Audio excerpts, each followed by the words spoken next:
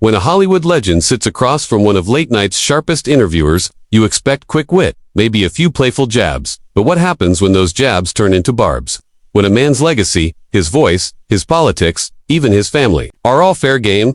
What unfolded on The Late Show with Stephen Colbert wasn't just an interview wit, was a verbal cage match. By the end of the night, Sylvester Stallone wasn't merely walking out of the studio. He was leaving Colbert with a stunned audience, a cold cup of coffee, and a silence no punchline could fix.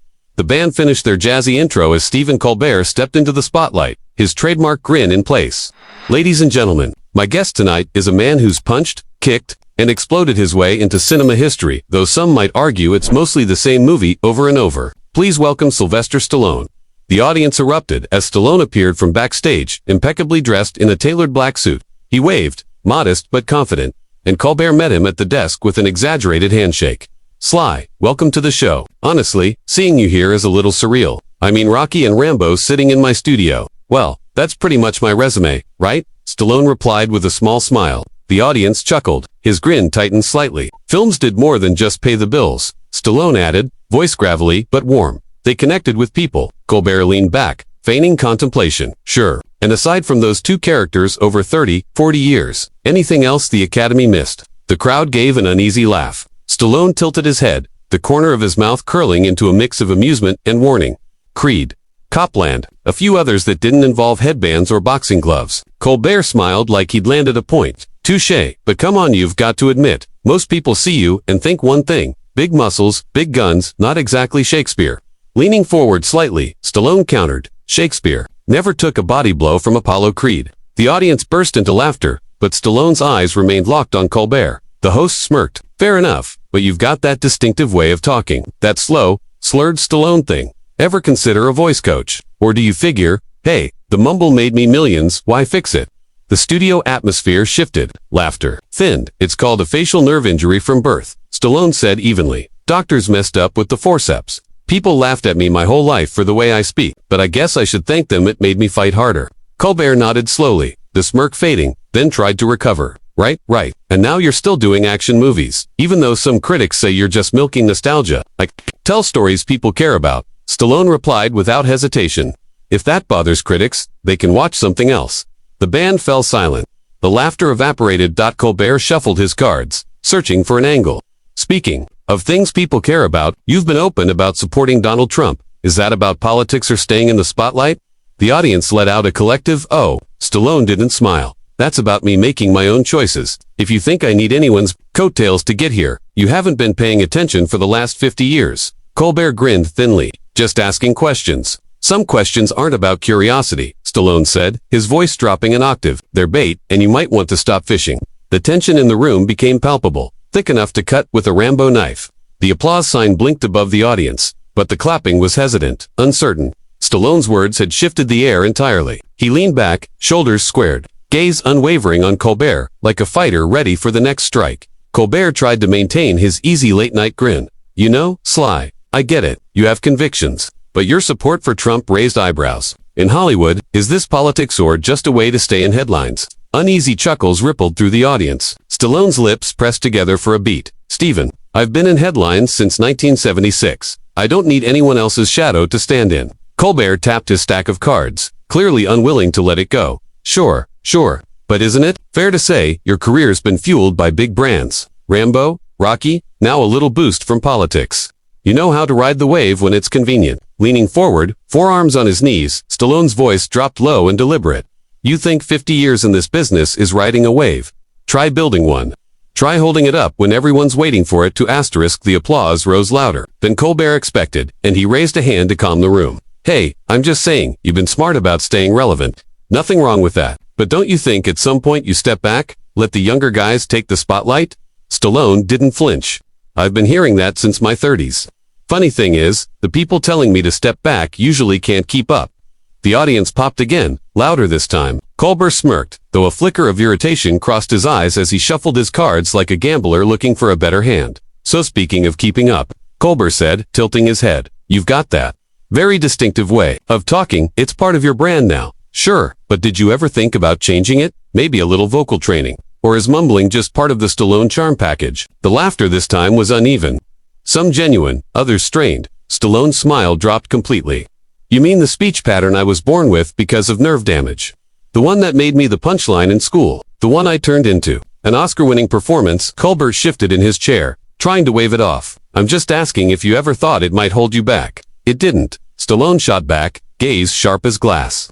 I'm sitting here, aren't I? The audience erupted again, a few whistles piercing the claps. Colbert forced a chuckle. Touche. But seriously, wasn't it tough? People mocking you early on.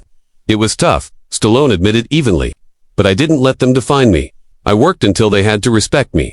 And if they still don't, that's their problem. Colbert nodded, but couldn't resist another jab. Right. But you see how some might think that chip on your shoulder is why you keep taking certain roles. Like you're still trying to prove something. Every role I've taken, Stallone said, instantly, was because I saw a story worth telling. Not because I needed to prove something to some late-night host. The crowd roared again, louder than before. Colbert's smirk faltered. He glanced at his cards, then back to Stallone.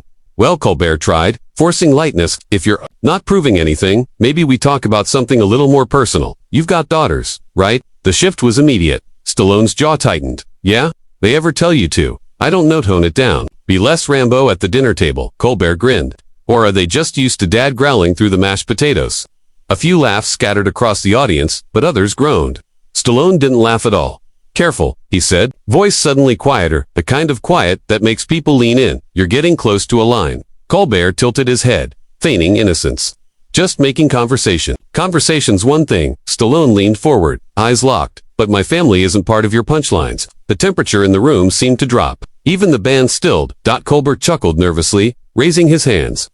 I get it, but come on, Sly, you've mentioned your family in interviews before. I'm not asking for their social security numbers here. You're asking for a laugh at their expense. Stallone said flatly. That's not happening. Applause broke out again, stronger this time, the audience clearly choosing a side. Colbert's smile tightened. Well, I think our viewers like hearing about the man behind the muscles, but if you want to keep it under wraps, that's exactly what I want. Stallone interrupted, sitting taller, because, unlike some people, I know where the line is. The tension in the studio was now alive, buzzing, as if even the cameras were holding their breath. Somewhere in the control room, a producer probably whispered, "Do we cut to break?" And another voice answered, "Not yet."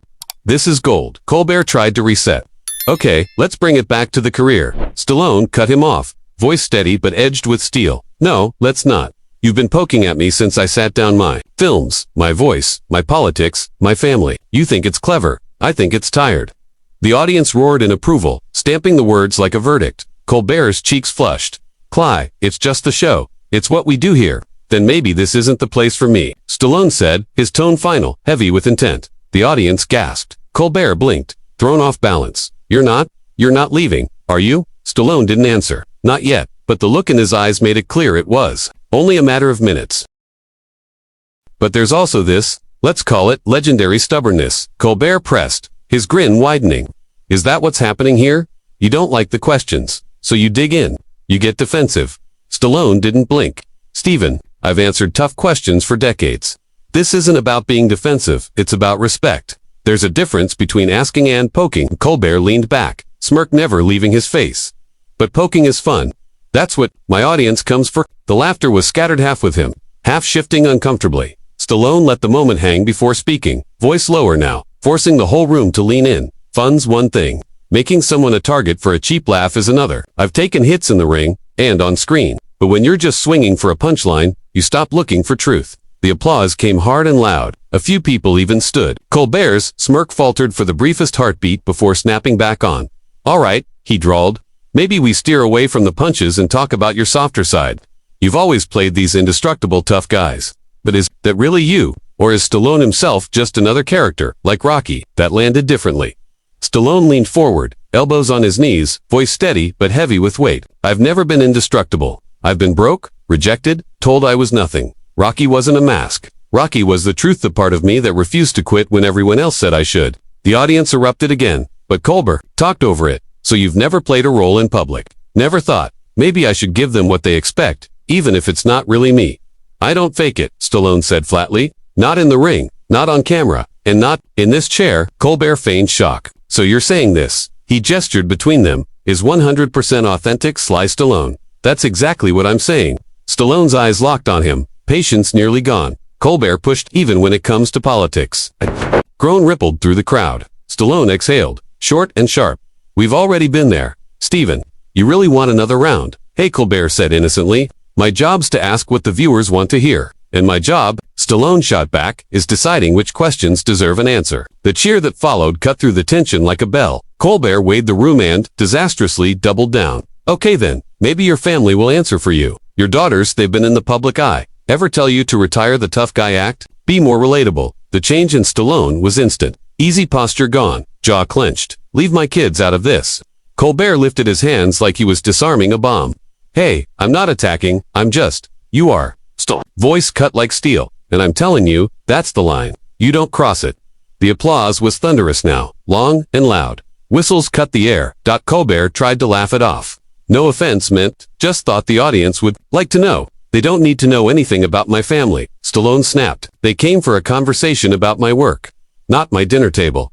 For the first time, Colbert looked rattled, rhythms slipping. All right, we'll keep it career. But tell me this, when you take these new roles, the streaming stuff, the reality show, is it because you love the work? Or because you can't stand being out of the spotlight? The crowd let out an audible ooh. Stallone leaned back, staring at him like he'd just been given permission to drop the gloves. You want the truth? I could disappear tomorrow and be fine. I work because I still have something to say, and I earned the right to say it without you twisting it into a headline. The applause drowned everything. Colbert's next words vanished under the roar. He forced a laugh. All right, Sly, I think we should cut too. No. Stallone leaned forward, voice hard as stone. We're not cutting to anything. Not until I finish. Asterisk, the studio fell silent.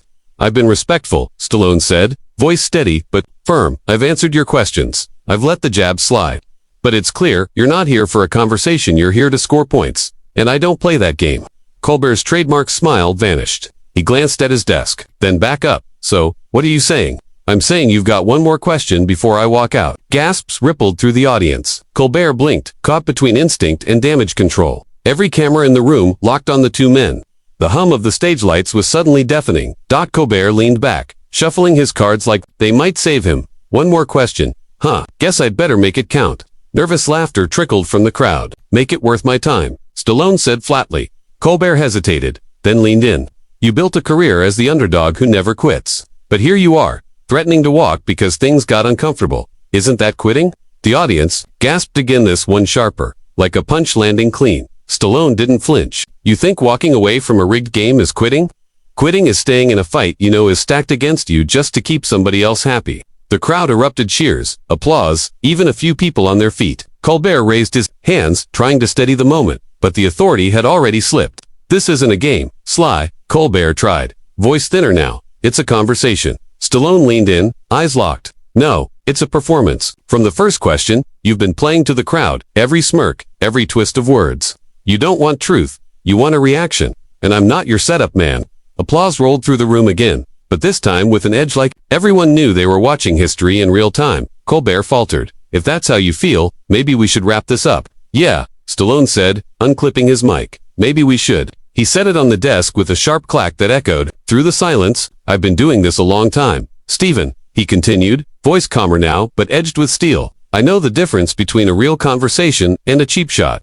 You'll get your ratings, but not at my family's expense, and not by twisting my words. Colbert shifted in his chair, glanced at the producers. Sly, nobody's twisting, you already did. Stallone cut in, voice like a blade, and I'm done. The crowd broke into chaos, gasps, murmurs, some clapped in solidarity.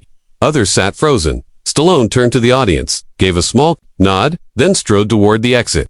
A woman in the front row reached out. He clasped her hand briefly before pushing through the stage doors. Swallowed by the harsh white light beyond, Colbert tried to salvage the wreckage. Ladies and gentlemen, Sylvester Stallone.